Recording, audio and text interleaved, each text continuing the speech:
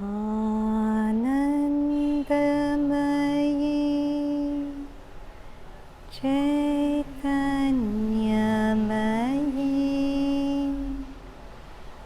Satyamayi Parame Anandamayi Chaitanyamayi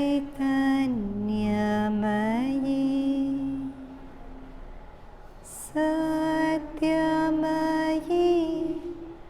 Parame Anandamayi Chaitanyamayi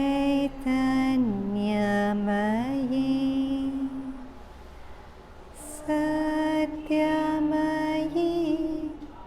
Parame Satyamayi Parame Satyamayi Parame Satyam Jnanam Satyam Jnanam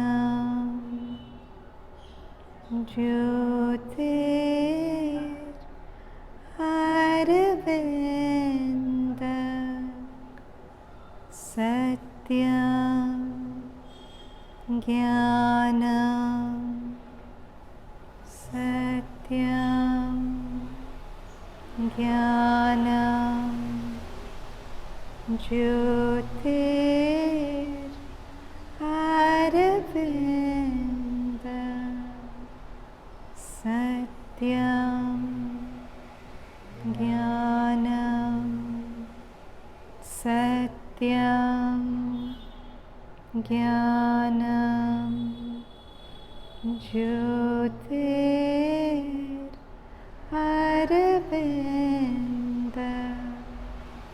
Jyotir Aravinda.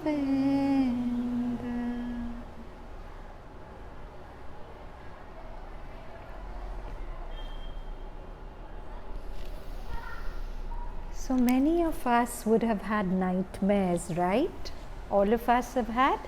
And have we ever had a nightmare which was so real when it happened that in that moment we were fully convinced that all that was scaring us was really happening? We've had nightmares like that which we remember.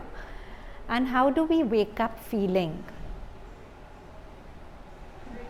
You feel great relief, right? And the nightmare could have been like 10 minutes long. But take it, supposing a nightmare lasts for 20 years, 30 years, 40 years. And at the end of the 40 years, 50 years, whatever years, you wake up and you realize that it was a nightmare, it wasn't really happening. Imagine the kind of relief you'd feel.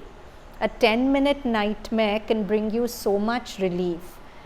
If a nightmare which has lasted years and years you wake up from, can you imagine the relief you'd feel?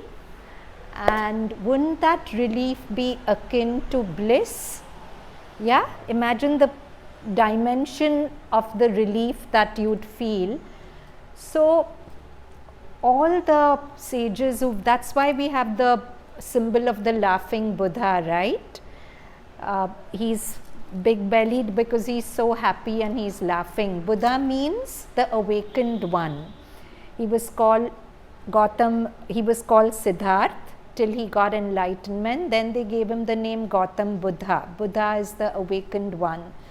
So when he got his enlightenment, he's supposed to have said these classical words, "O house builder, now you're seen. Your rich pole is shattered. You cannot build a house for me anymore." Who was the house builder for Buddha, and why was the house builder seen and destroyed? the mechanism of thought. That's the house builder.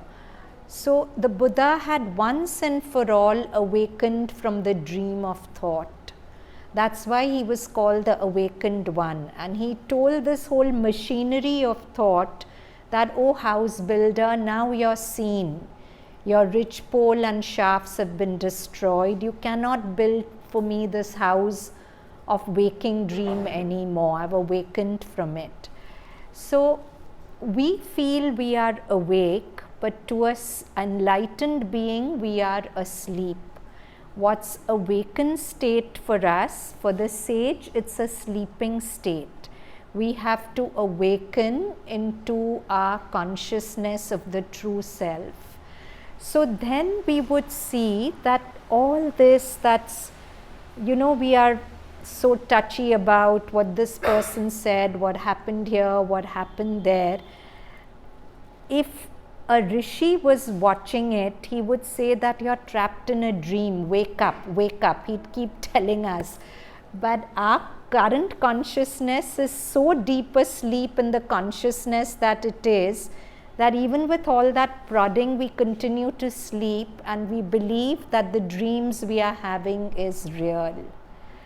The fundamental protagonist of that dream is the I, right?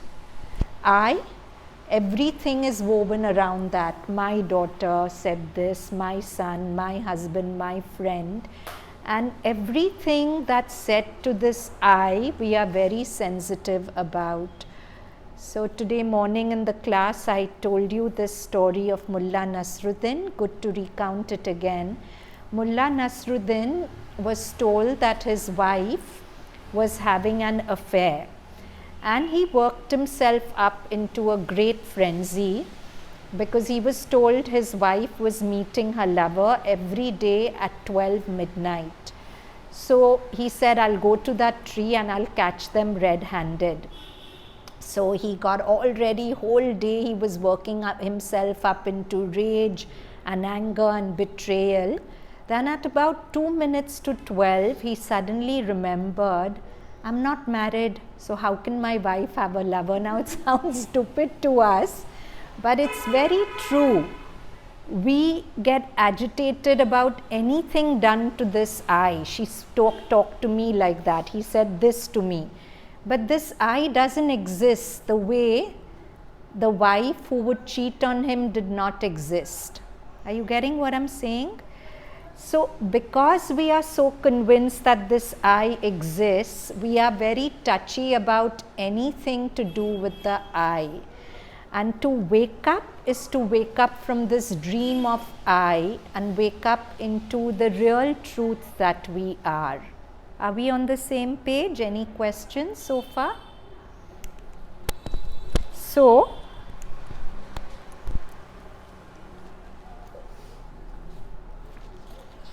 the title is The Light That Never Moves, Arunachal Shiva. Now, Aruna means light and Achal is unmoving. So, it's like if you take the metaphor of the dream, I'm sleeping, I'm not moving, but in my dream everything's happening. I'm being pushed, I'm being pulled, somebody's saying something to me. So my dream is constantly moving.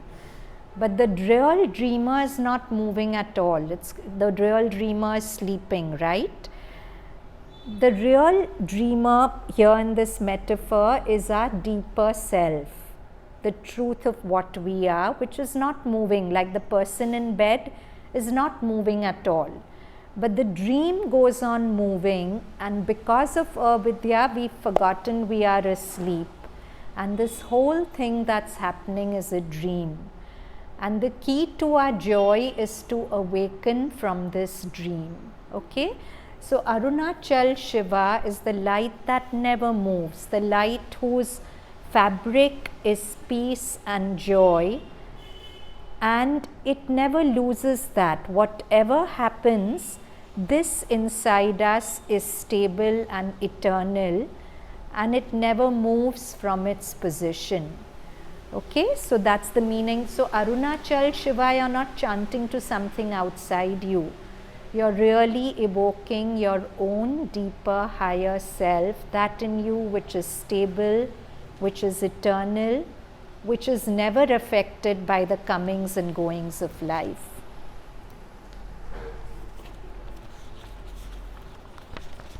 So, there's a beautiful definition given to us of moksha by Bhagwan Ramana Maharishi: getting rid of non-existent misery.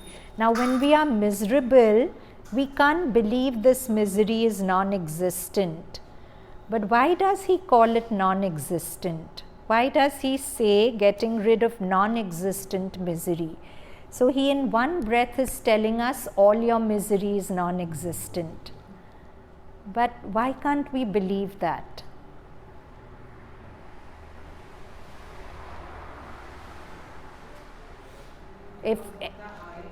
Because I'm so convinced that I exist, that all the narratives around the I can't believe it's not there, right? For example, if I'm a person who's very scared of ghosts and I am alone at night and I see something moving in the balcony, I'm convinced it's a ghost, and my fear will make me see shapes there, hear sounds, and nothing will convince me that there's no ghost there.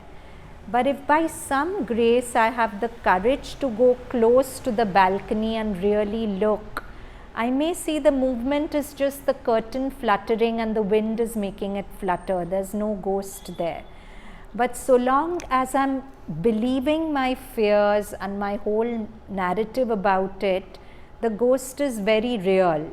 So the I is that ghost which will keep haunting me with misery till I really look into it, look through it, and discover that it doesn't exist. So Ramana Maharishi said, getting rid of non-existent misery and attaining bliss, which is the only existence, that is the definition of moksha. Further he says, the seer and object seen are like the rope and the snake. Just as the knowledge of the rope, which is the substrate stratum, will not arise unless the false knowledge of the illusory serpent goes, so the realization of the self, which is the substratum, will not be gained unless the belief that the world is real is removed. So he's saying, and this actually happened with me when I was taking children to Pondicherry by bus. Suddenly everyone was screaming in the bus, snake, snake, snake. And I went and looked, the bus person must have just kept a rope on the thing which was dangling down. And they mistook it to be a snake and they were all shouting. Now, they wouldn't listen to me for 2 minutes because their fear was so real, they were convinced there was a snake there. Till somehow they quietened down and looked and saw that there was a rope and not a snake. So Ramana Maharishi is telling us that so long as you see the I and the whole world as discrete entities, discrete Nam Roop Guns, you will not see the reality which is Brahma, which is the one self which is everywhere. It's like you either see this or that. You can't see both together. You either see it as a rope or you see it as a snake. But you can't see both together. Only when you stop seeing it as a snake will its rope reality come through.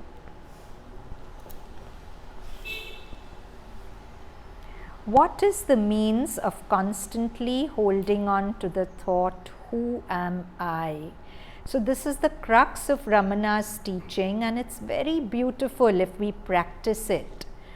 When other thoughts arise, one should not pursue them, but should inquire, to whom do they arise? It does not matter how many thoughts arise. As each thought arises, one should inquire with diligence, to whom has this thought arisen? the answer that would emerge would be to me. Thereupon, if one inquires, who am I? The mind will go back to its source, and the thought that arose will become quiet, quiescent. So let me explain this. You have a lot of thoughts in your mind just now, right? And we are building stories around those thoughts. We are building narratives. Those narratives are very real to us, and if they are negative narratives, they are making us miserable. So Ramana says the first thing is, as the thought comes, don't feed them, don't build more thoughts around it. Then ask yourself, who is thinking the thought? Obviously the answer will be, I am thinking the thought. Then step back and ask yourself, who is this I? Now if it's done at a mental level, you'll answer mentally, I am Anahita, but no, not like that. Firstly, you do the self-inquiry focusing in the heart, and you don't accept any answer which is coming in thoughts, in words. Because the answer to who you are is what the Vedas call anirvachaniya, ineffable. It can't be worded. But when you really question, who is this I who's feeling hurt because so-and-so said this, whatever, and you remain quiet in the heart, you'll notice after a while the thought vanishes. Why? Just the way you go close to the balcony and you look into the ghost and you see it's non-existent. When you look at the eye under a microscope, the eye is the first thought. All thoughts come around that eye. So if the eye vanishes, the thought vanishes.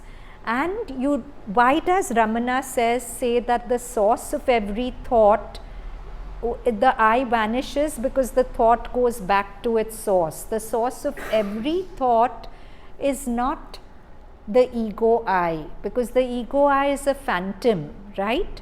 A phantom can't really experience anything. Do you get that? If I doesn't exist, it can't really experience anything, although it's appearing to. The real experiencer is the self behind. So when the thought, you've asked the question, who am I? And the thought vanishes and there's silence. That silence is your answer. Who am I? I am that self which is still. When you question the thought, you're led back to the source, which is stillness. Am I clear, everyone? We'll do it in a bit, but it's nice to be intellectually clear about it. When the mind that is subtle goes out through the brain and the sense organs, the gross names and forms appear. When it stays in the heart, the names and forms disappear. Not letting the mind go out, but retaining it in the heart is what is called inwardness, antarmukha. Letting the mind go out of the heart is known as externalization, bahirmukha. Thus, when the mind stays in the heart, the I, which is the source of all thoughts, will go, and the self, whichever exists, will shine. Whatever one does, one should do without the egoity of I. If one acts in that way, all will appear as the nature of Shiva, of God. Okay, so let's be quiet.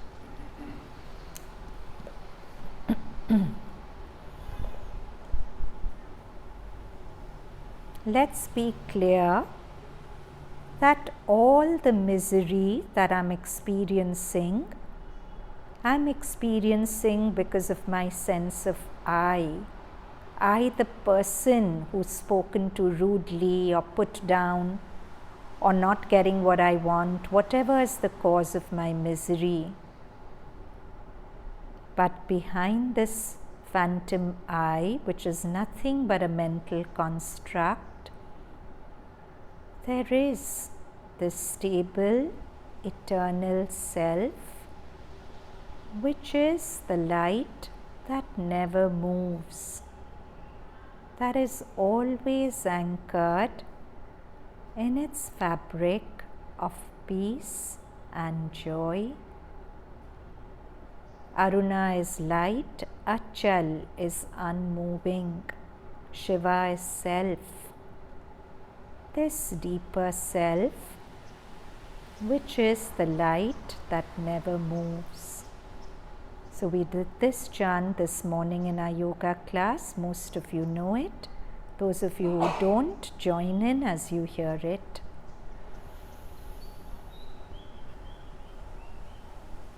Arunachal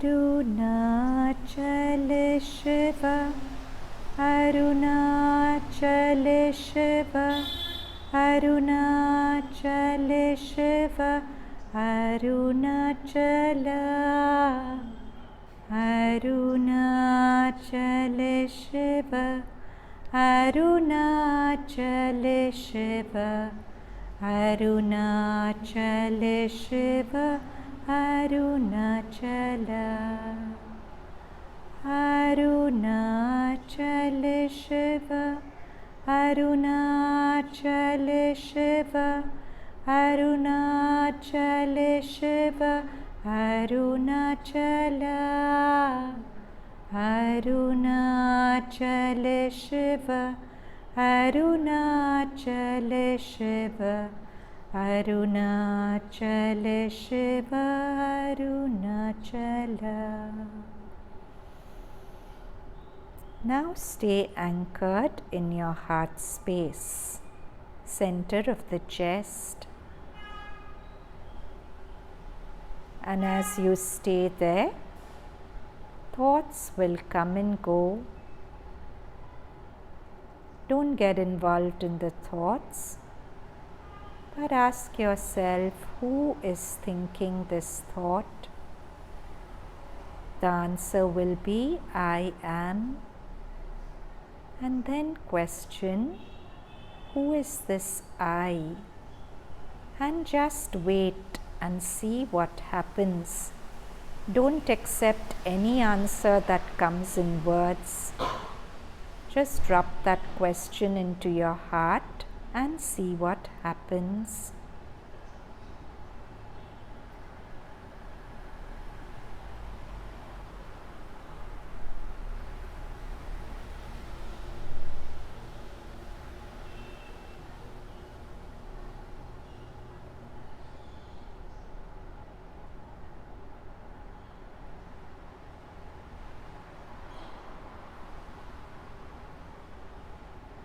You may find that when you question the I, the thought dissolves into silence. And that silence, that still self, the light that never moves, Arunachal Shiva, is who each of us really is. And Raman Maharishi's definition of moksha as the end of non-existent suffering and the realization of the bliss that is the true existent makes sense to us.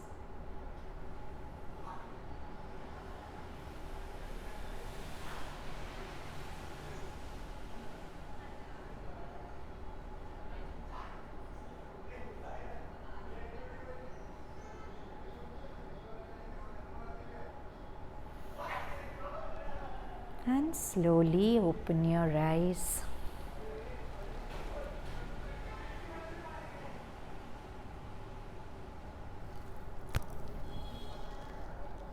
So what did you find when you asked the question, who am I? To me, the thought came that I am fire because it's so strong. But immediately the second thought says that no, nothing. I don't know how to express it. So then ask, who is Payal? Yeah, so I said it was fire. So the answer came that I have been named as fire, but again there is no answer that who am I. So don't accept answer in words. That's a condition. You ask that question, if your mind tries to answer it in words, don't accept it.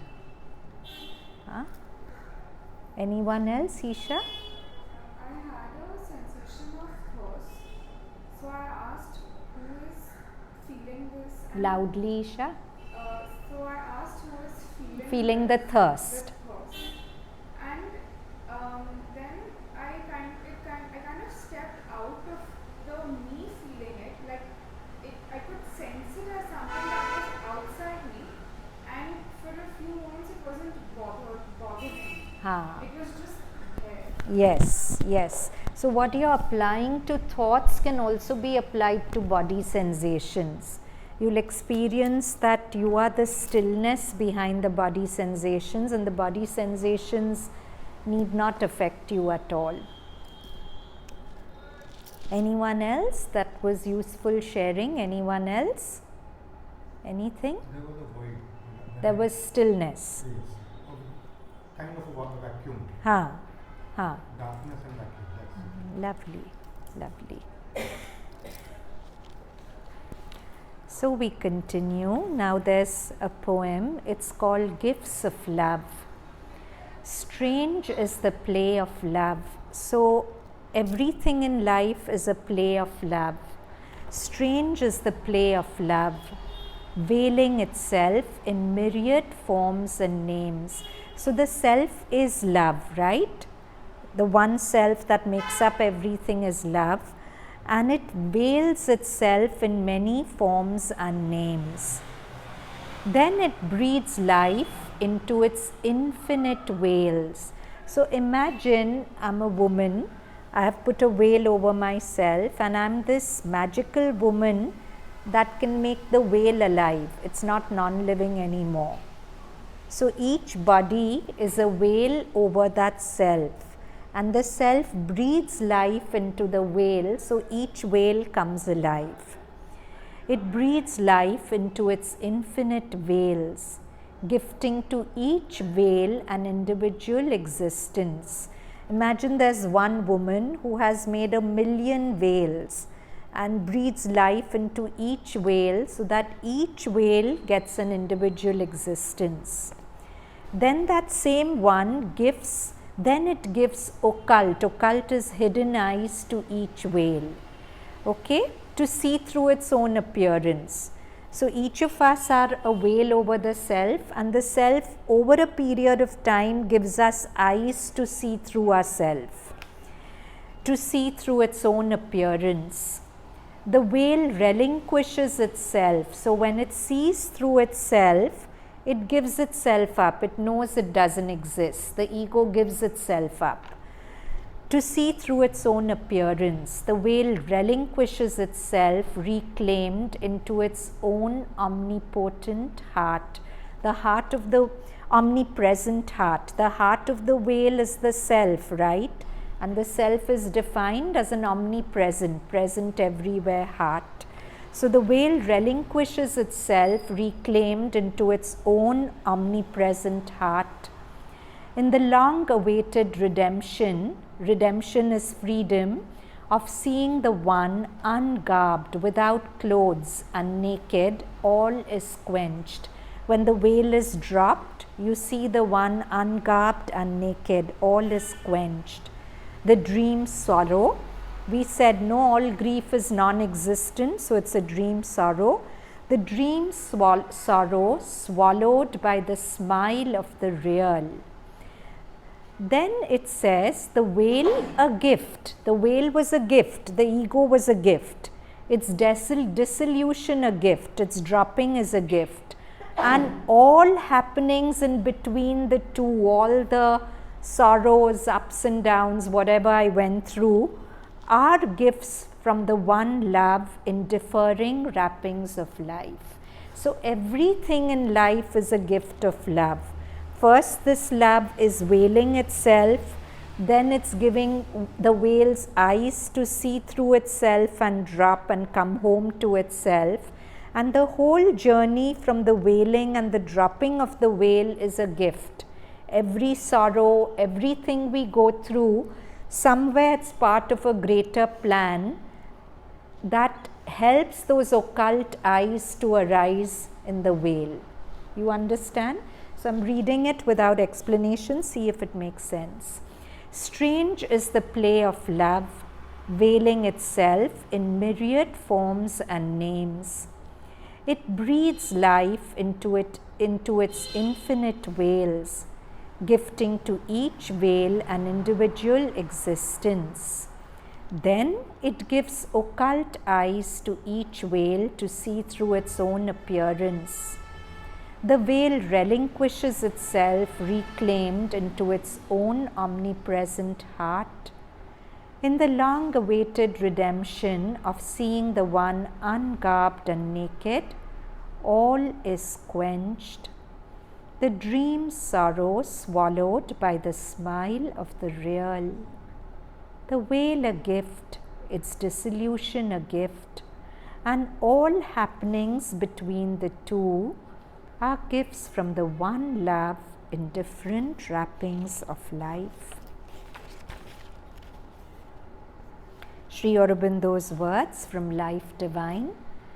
An existence wholly self-aware and therefore entirely master of itself possesses the phenomenal being in which it is involved, realizes itself in form, unfolds itself in the individual. So this existence, which is wholly self-aware, which knows everything and so is the master of itself, possesses the phenomenal being. Phenomenal being is each of us. So the self with a capital S possesses the phenomenal being in which it is involved, realizes itself in form and unfolds itself in the individual. This truth of things that has to emerge out of the phenomenal world's contradictions is declared to be an infinite bliss and self-conscious existence. The same everywhere, in all things, in all times and beyond time, and aware of itself behind all these phenomena, by whose intensest vibration of activity or by whose largest totality it can never be entirely expressed or in any way limited. For it is self-existent.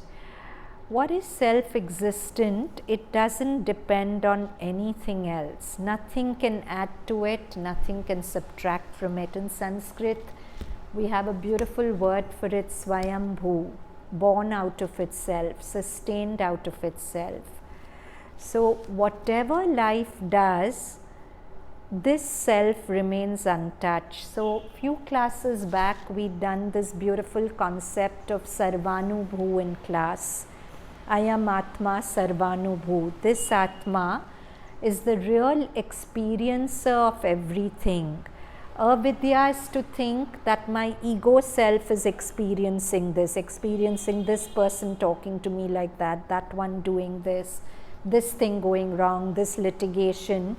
To think that it's all happening to me is avidya or ignorance. But you come to truth when you realize that there is no me, that me is a phantom.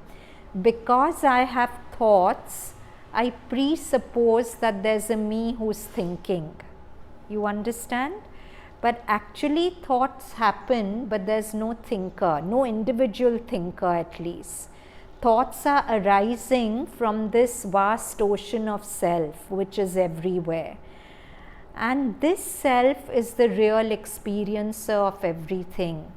And this self which experiences everything is not touched by the experience, right? Even in quantum physics, we've said, no, that they've proved that two objects appear to touch, but actually there's a charge, electrical charge, by which they repel each other, and no two objects ever touch. So no experience ever really touches the real self that I am. It appears to touch, but it doesn't touch. So Now, one way of saying it is, yeah, but if that's not my experience, how does knowing that help me?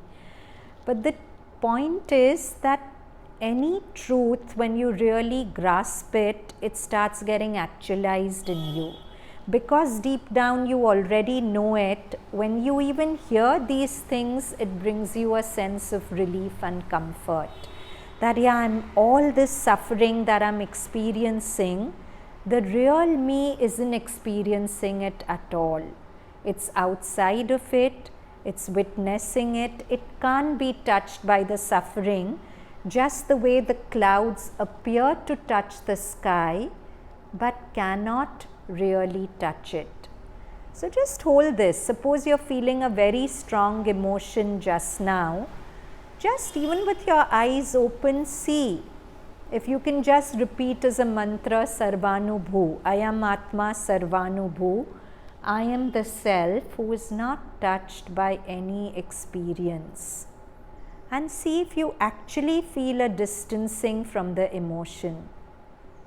This experience cannot touch me, it doesn't touch me, it doesn't add to me, it doesn't subtract from me. I remain whole and complete, untouched by it. Yeah? Want to share something, Daksha? Okay.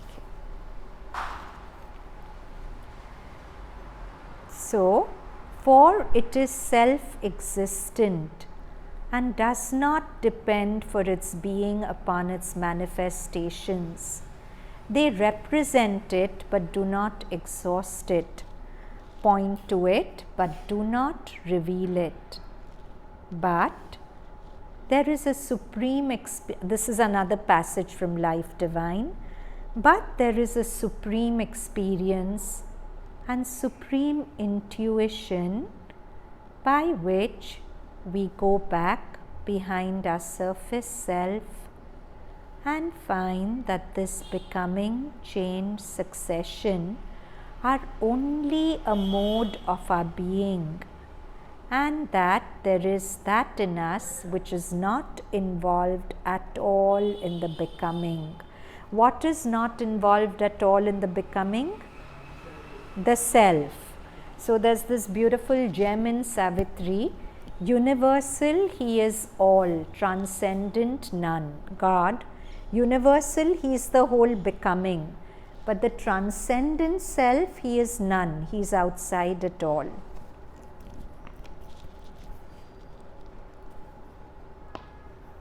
Not only can we have the intuition of this that is stable and eternal in us, not only can we have the glimpse of it in experience behind the veil of continually fleeting becomings, but we can draw back into it and live in it entirely, so affecting an entire change in our external life and in our attitude and in our action upon the movement of the world. So when we draw back into this self and live in it entirely, we can effect an entire change in our external life. So what could be this change? If we draw back into this self, how can we effect an entire change in our life? How? Yeah. Actions can come from that rather than just external surface mind. Right. So if I feel I'm Anahita and this is Anahita's watch and I lose it, it will cause me grief. Watch is a small thing. Think you've lost something bigger, a court case, money, whatever. It'll affect me a lot, right? Lost somebody's respect, lost somebody's goodwill. Because I feel it's happening to Anahita, it'll affect me a lot. But if I step back into the self, then I know this Anahita doesn't exist. Then Anahita's losses are not my losses. Then losing the watch is like Payal losing her watch. I'll want to help her out of goodwill. I hope she'll find it again, but I'm not going to grieve over it, right? So that's how it is even with us. So this is so beautifully seen in Raman Maharishi's life. We all know he lost his life to cancer, and or some of us know, and so many parallels between him and Sri Aurobindo. So I was reading about his time of passing away. We all know that when Sri Aurobindo was asked that, are you not using your force to heal yourself? He replied, no. So everyone says, why? So he said, can't explain, you won't understand. Similarly, when Ramana was asked that, why don't you heal yourself? He gave a different answer, because that was his yoga. He said, but who is there to will it? He as a person had disappeared. It wasn't his, so he will only follow the universal will. He will not use a personal will even to heal. And he was, there's another such a sweet story about him. Once there were some devotees who were singing a bhajan on Ramana, Om Shri Ramana, Bhagwan Ramana, something, something. And he joined in with great gusto, crying as he sang bhajans to himself. And the devotees asked him later, Bhagwan, we found it a little odd that you felt so much devotion towards yourself and you were singing, like, imagine Isha singing Om Jai Isha Ma, Om Jai, I mean, it would be weird, right? But so he said, but you think I'm singing to this body. For a long time I've stopped seeing myself as this body. I'm singing to the same Bhagwan Ramana that you're singing to, because in his identity, the identity was the self. It wasn't limited to this body at all. Another parallel I found was, we know that Sri Aurobindo is supposed to have hugged Champaklal just before moving on, and Ramana is supposed to have said thank you many times to his attendant the evening before he moved on. So I missed that one where Sri Aurobindo used to sign as Aurobindo, but one fine day he added the word Sri before it himself. yes, Because he was acknowledging the presence within. yes, Similar to Raman Maharshi singing. yes, yes. So it's really something striking that Sri Aurobindo was the first one to call himself Sri, and he was the first one to call Meera Alfasa mother. We know that because he was called Aurobindo Ghosh, and then at some point when he identified with who he really was, the avatar, he himself, he didn't wait for anyone to call him Sri Aurobindo. He signed as Sri Aurobindo, and he would keep calling mother Madam Meera till one day he stuttered over and then instead of Madam Meera, mother came out. So once he started calling her mother, everyone started calling.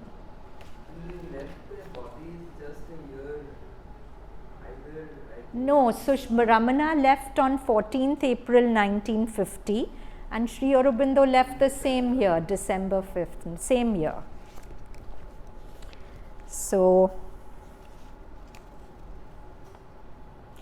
Sri Aurobindo writes, not only can we have the intuition of this that is stable and eternal in us, not only can we have the glimpse of it in experience behind the veil of continually fleeting becomings, but we can draw back into it and live in it entirely, so affecting an entire change in our external life and in our attitude and in our action upon the movement of the world. And this stability in which we can so live is precisely that which the pure reason has already given us. Although it can be arrived at without reasoning at all, without knowing previously what it is pure existence, eternal, infinite, indefinable, not affected by the succession of time, not involved in the extension of space, beyond form, quantity, quality, self only and absolute. Further, Sri Aurobindo says, mind in its essence this is again life divine.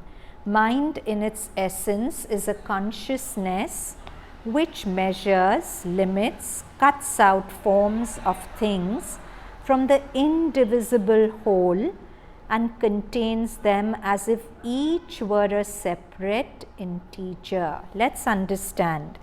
So Sri Aurobindo says, mind isn't only an instrument of knowledge or truth.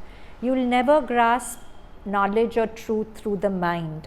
The function of mind is to organize the knowledge it receives from higher plane, to measure it. To organize, you have to measure things, no? Even if you're organizing a desk, you're measuring and according to the size of things, putting things in their places. So, suppose I have an interaction with Daksha. She tells me something. My mind will measure it. My mind will assess, did Daksha have good intention towards me? Did she have bad intention towards me? Does she like me? Does she dislike me? I'm measuring. The whole interaction is measured by my mind. But what Sri Aurobindo says here is, the mind cuts out forms of things from the indivisible whole and contains them as if each thing is a separate integer. So suppose Daksha hypothetically has had a heated argument with me. She's told me all kinds of things, unpleasant things about myself, and my mind, which is measuring, will measure myself. Oh, I've not been a good friend to Daksha, so she's like that to me. Or Daksha's not a good human being, so she said to me. But I don't know the whole. Maybe Daksha's had a very rough week, very rough night, very rough day. Maybe some past complex of Daksha is seizing her mind. Maybe certain energies are seizing Daksha in the moment and making her behave like that too. That happens, right? We are all seized by energies all the time. So many things could be responsible for Daksha's interchange with me, but I am believing my mind's narrative, what my mind has measured, assessed of the interaction, and I'm becoming unhappy. So isn't it a dream unhappiness? How can it be a real unhappiness? So Sri Aurobindo says, mind in its essence is a consciousness which measures, limits, cuts out forms of things from the indivisible whole and contains them as if each were a separate integer. Even with what exists only as obvious parts and fractions, mind establishes this fiction of its ordinary commerce, that they are things with which it can deal separately and not merely as aspects of a whole. For even when it knows that they are not things in themselves, it is obliged to deal with them as if they were things in themselves, otherwise it could not subject them to its own characteristic activity. It is this essential characteristic of mind which conditions the working of all its operative powers, whether conception, perception, sensation, or the dealings of creative thought. It conceives, perceives, senses things as if rigidly cut out from a background or a mass and employs them as fixed units of the material given to it for creation of a purpose or possession. It's like this. Suppose there's a whole landscape in front of you, okay? But imagine that there's a curtain in which there's a curtain in front of the landscape which has two holes, and you're just seeing that bit of the landscape and you're thinking that's the whole. You have no idea there's a landscape behind. So a mountain won't look like a mountain, right? A mountain will look like something else. An ocean will look like something else. Everything will look like something else. Like you could be seeing an ocean behind, but it will look like a grey carpet, right? Often it looks, if you're looking at the ocean from an aeroplane, you can't believe it's water the way it looks. So apply that to any human being. Whatever you're seeing of that human being, there's a whole landscape, but you're only seeing that bit which is cut out. And seeing that bit, you're making a whole assessment of the human being. How accurate can the assessment possibly be? And you're allowing yourself to generate all kinds of miserable thoughts about the person and yourself. It's a waste of energy, right? So, At the same time, what Krishna tells Arjuna, you have to do what you have to do as per. see, if you need to take action, of course you have to work from the highest of your common sense. But very often you don't have to take action and there's no action to be taken. But you just keep dwelling on it and making yourself miserable. That misery you can avoid, right? See, the action will be taken by the universe, and the action is always actually taken by the universe. If you just don't react and you're quiet and you're mindful, whatever is out of place falls into place. The universe makes it so. But if you react, if you create a whole narrative in your mind, believe it, feed it, every narrative you create is creating a samskar in you, the law of action and reaction. You'll attract more negativity to you the more you build negative narratives. But if you drop those negative narratives, you'll see the universe will take action. And you'll often have seen this, so long as you're really angry and bitter about a person, nothing gets sorted between the two of you, even though you talk sweetly, whatever. But the moment you really clear your inner space towards the person, everything just gets cleared. You don't need to have a conversation, you don't need to do anything, the person's just normal with you. Because I once told you that your whole biochemistry changes with every thought you think, which is important, because it's really telling you that every thought is either making you healthier or unhealthier. But it's also true that your whole life changes at a micro level with every thought you think. Every thought you think is attracting things to you or pulling them away from you. So it's very important to be responsible with your thoughts. And yeah, Let's say something has because of huge, let's say, national importance or something, where you're required to fight for the country. no, don't go to hypothetical things. Talk about things for you. Yes, you may be affected by something which has occurred and you may be frightened. Like recently somebody was very frightened by the Manipur incident. And there was some, we need to fight, and why is not everybody agitated and we should all do something about it, this kind of thing should not be permitted. So that person was agitated. No, leave that, Purvi. Don't talk about others. Ask me questions pertinent to therefore, yourself. Since this person was in front of me, what should my response be to such a situation? What should it be? You tell me. So at that point of time, my first instinct is that I could be agitated as well. Okay. And second instinct? But second thing is that if whatever my divine guidance is guiding me, that is what I must do. Fine. So you've answered your question. See, if we want to find wars, we'll find 100 battles to fight. But I really find great wisdom in that passage of Karen Miller, which we visited many, many times in our Savitri classes. She says, drop all wars, because all wars are lost to begin with. In your agreement with life, sign a permanent ceasefire. That doesn't mean you won't take action. Action is different from war. But it's like it will be a guided action, and it will be far more powerful than an ego which wants to go at war. When you're peaceful, when you're calm, when you're not agitated, you'll just be guided to do what needs to be done in the moment. And it will just be an action. It won't be a fight, it won't be a war, because you don't have a mind which wants to war. It's important to drop that mind which wants to war. Action, of course, we have to take action, but without making that action into a battle or a war. And sometimes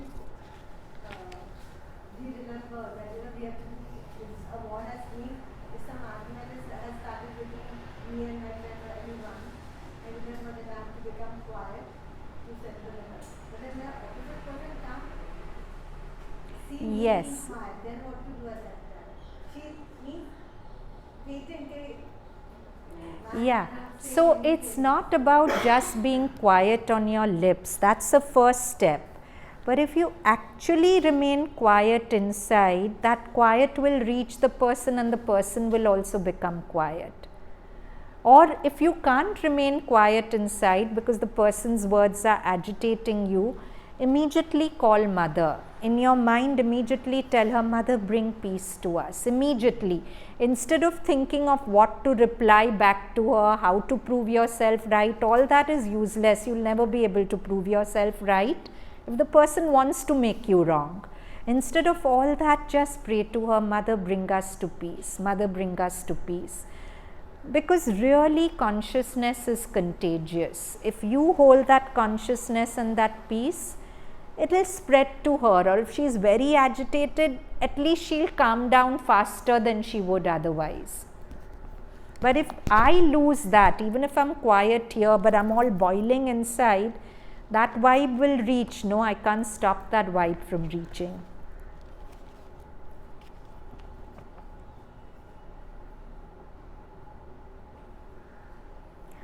All its action and enjoyment deal thus with wholes that form part of a greater whole.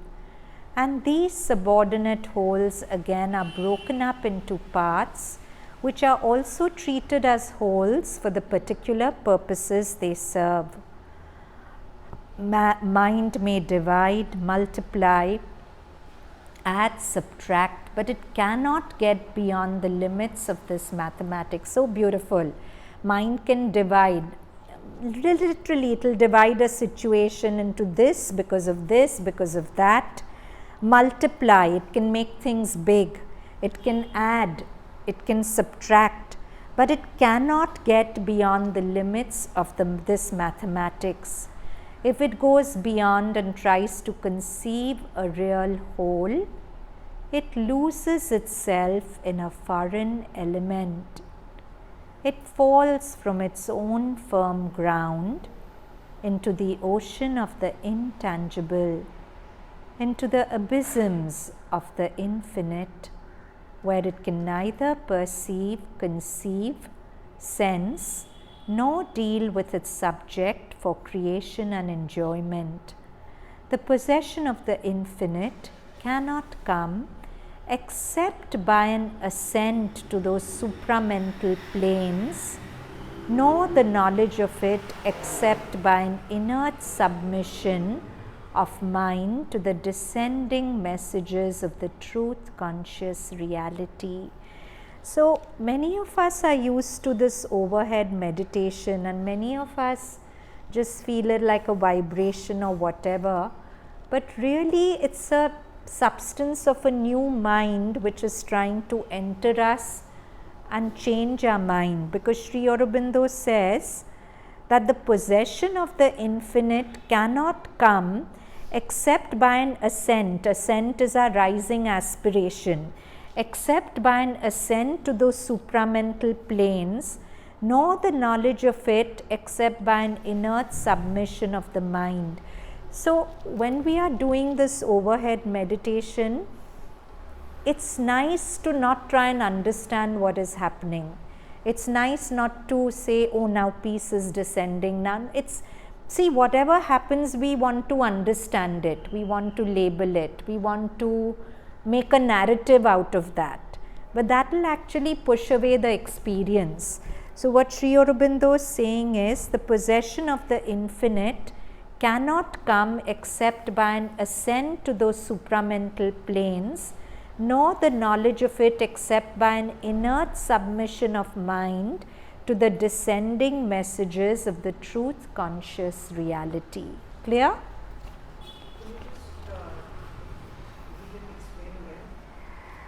So this infinite possession of the infinite is the higher mind, right? The illumined mind cannot come except by an ascent. Ascent is an aspiration to those supramental planes, nor the knowledge of it except by an inert submission. The thinking mind has to surrender.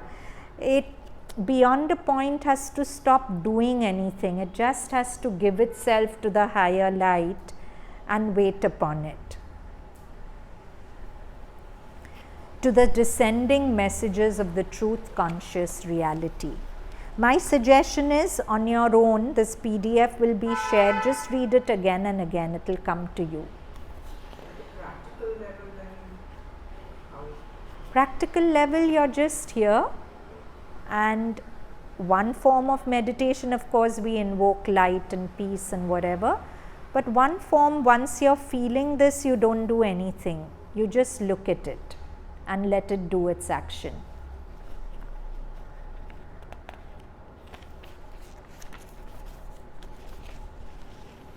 An essential part of awakening is the okay, now these are words of Eckhart Tolle from Oneness with All Life.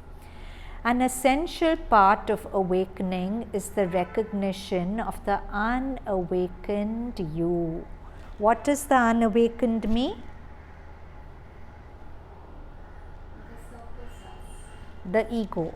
The ego is the unawakened me. The I which is hurting, which is saying this and that, is the unawakened me. An essential part of awakening is the recognition of the unawakened you. The ego as it thinks, speaks and acts. When you recognize the unconsciousness in you, that which makes the recognition possible is the arising consciousness, is awakening.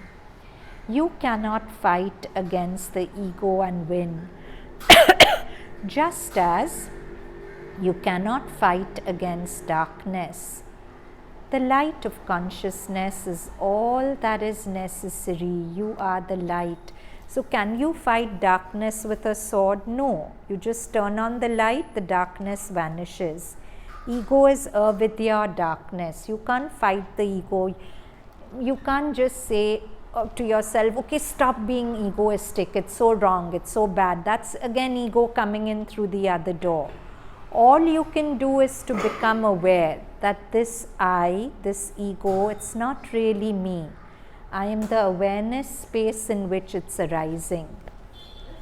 One question that I had is that in Sri Aurobindo's yoga, there is a lot of focus on manifestation of bringing the divine into the body, which isn't so in the case of, say, perhaps Sri Ramana Maharshi and all.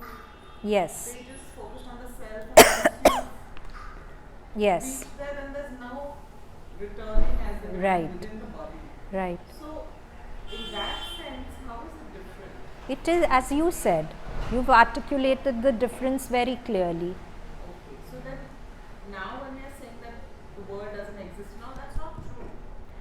No, no, no. We are not saying the world doesn't exist. I never said once the world, I said the ego doesn't exist.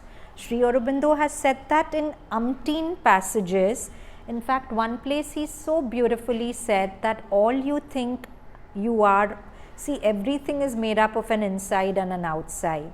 All that you feel you are on the outside is Prakriti, nature. And all that you feel you are inside is the self. So if the inside is self and outside is Prakriti, ego doesn't exist. It's just a superimposition like the snake seen in the rope. So he's never. The word is an interpretation of what our ego is. Yes, that is unreal. The world exists, world is the body of God, but we are seeing it in terms of our ego. That is the avidya.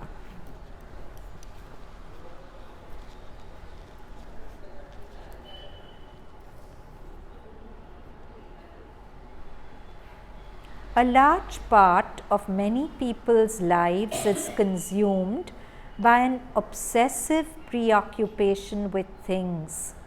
Whatever the ego seeks and gets attached to are substitutes for the being that it cannot feel.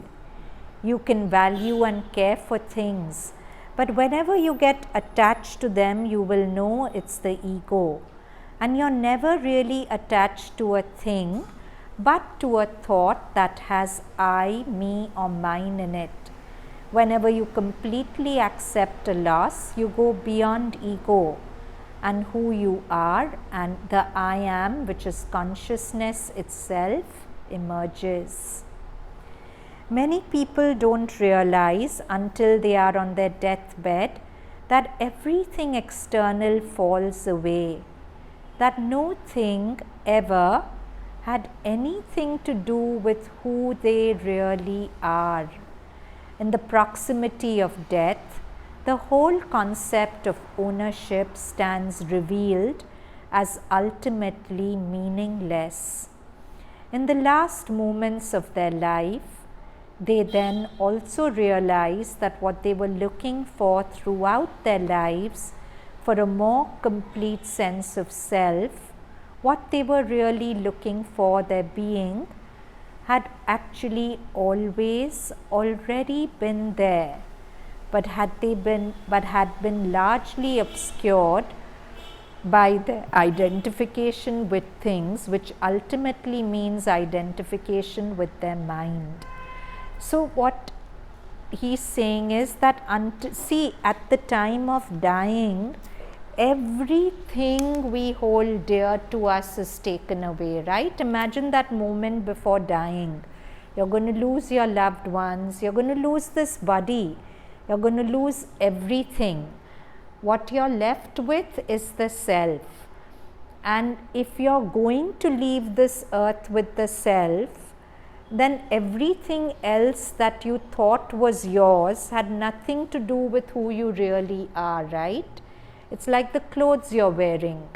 The clothes are going to be taken away from you, but the ungarbed entity within, that's going to ever shine. In fact, that was the crux of Ramana Maharishi's self-realization. When he was 16, he had a sudden and violent fear of death.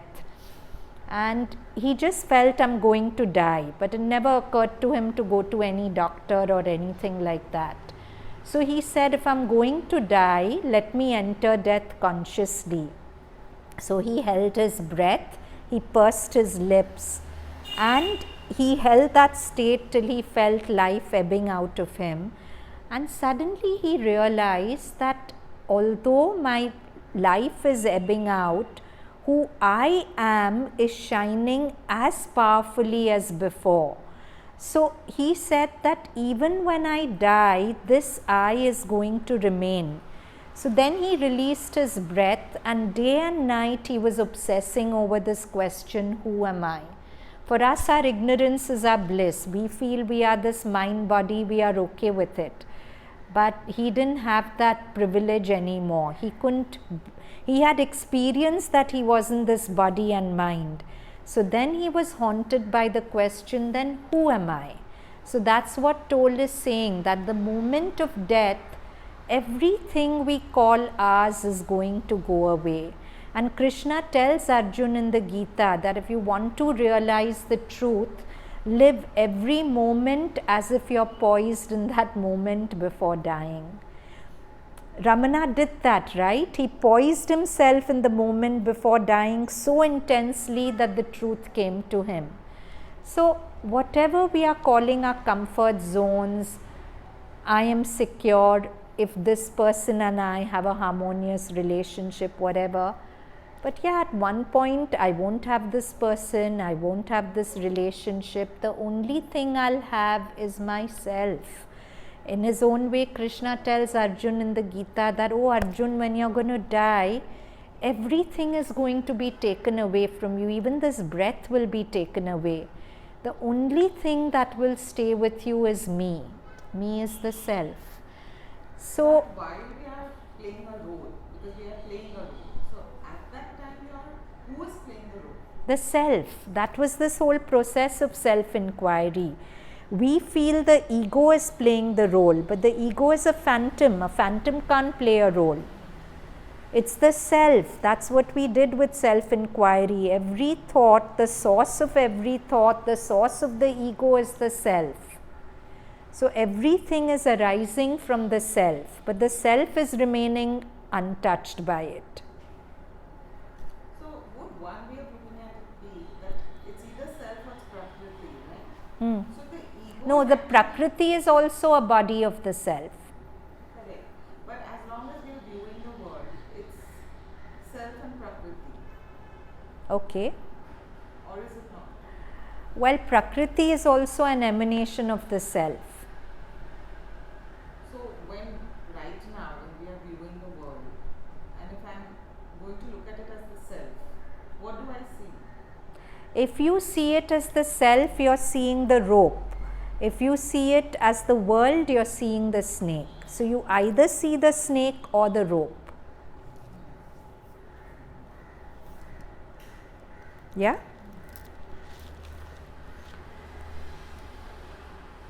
So for some, the awakening happens as they suddenly become aware of the kinds of thoughts they habitually think, especially persistent negative thoughts that they may have been identified with all their lives. Suddenly there's an awareness that is aware of the thoughts but is not part of it. Now the last passage from Savitri. Our larger being sits behind cryptic walls. So that's the self. Cryptic is hidden walls. Our larger being sits behind cryptic walls. There are greatnesses hidden in our unseen paths that wait their hour to step into life's front. We feel an aid from deep indwelling gods. One speaks within, light comes to us from above. Our soul from its mysterious chamber acts, its influence pressing on our heart and mind pushes them to exceed their mortal selves. It seeks for good and beauty and for God. We see beyond self's walls our limitless self. This is small self's wall. We see our limitless self. We gaze through our world's glass at half-seen vast. We hunt for the truth behind apparent things. Our mind dwells in a larger light. Its brightness looks at us through hidden doors. Our members luminous grow, and wisdom's face appears in the doorway of the mystic ward. When she enters into our outhouse of outward sense, then we look up and see above her sun a mighty life self with its inner powers supports the dwarfish modicum. Modicum is a small average quantity we call life. So to all of us, life appears to be a modicum, a small average quantity. But a mighty life self, so something that's part of us and its inner powers, supports the dwarfish modicum we call life. It can graft upon our crawl to puissant wings. So we are crawling, but this self that's behind can graft upon our crawl 2 powerful wings. So the mother says it beautifully. The divine's presence in each heart is the promise of possible and future perfection. Whatever we are now is not an ultimate statement on what we can be.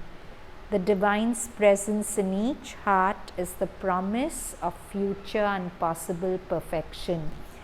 So beautiful whenever we are feeling inadequate, helpless. This can be our mantra. A mighty life self with its inner powers supports the dwarfish modicum we call life. It can graft upon our crawl 2 puissant wings. So we stop here. Any questions, anything to share? If not, let's just be quiet.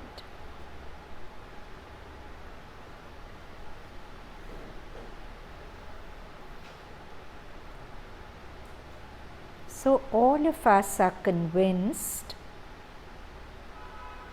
about us existing as defined by the thoughts in our head. This I, defined by my thoughts, is the egoic I, and although I'm totally convinced that it is me, this I is a phantom. It does not exist. Therefore, any sorrow that this I suffers from is dream sorrow. It's non-existent sorrow. When I see that I don't exist, I am free from all sorrow. And what really exists is the self behind, the self which is the source of all thoughts, and the I thought, Bhagwan Sri Ramana Maharishi says, is the first thought around which all other thoughts are born. So when we question, who is the I thinking this thought? It's like the thought dissolves and goes back to its source in the self, and there's a moment of stillness till the next thought comes. So one method of reaching this self is constant Atma Vichar. Who is thinking this thought, given by Ramana Maharishi? Otherwise, we can also hold on to the constant Smaran that I am the eternal, unwounded self. I am not this fragile, constantly changing self in the mind. That comes and goes. I stay poised behind as the Arunachal Shiva, the light that never moves from its unchanging poise in peace, stillness and joy. Everything else will come and go. At the moment of dying, the only thing that will accompany me is this self. Everything else will be taken away. So those things can't be me. They appear to be me, but they are not. So in the Gita, Krishna tells Arjun, live your life poised on that one moment before dying. If before dying in that moment, all these things that seem so big to you, cause you so much joy or grief, won't matter, then they shouldn't matter with so much magnified importance even now. So to just hold the smaran of that self, that stable, unchanging reality inside, and to live from it, then to that extent everything in our life changes to the nature of the self, to peace and joy. Hands in a namaste. Take a long, slow inhalation. Breathe out with Om.